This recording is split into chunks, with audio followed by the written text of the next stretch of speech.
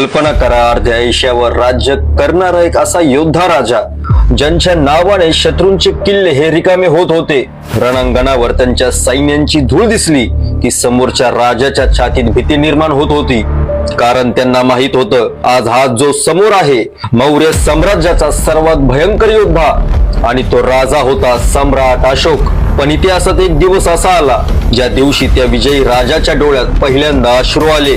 इसवी सन पूर्व 3ऱ्या शतकात भारतावर राज्य करत होते एक प्रचंड साम्राज्य आणि ते साम्राज्य म्हणजे मौर्य साम्राज्य।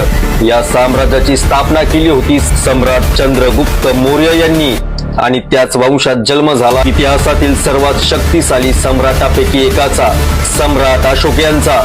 अशोक लहानपणापासूनच धाडसी, बुद्धिमान आणि अत्यंत शूर होते।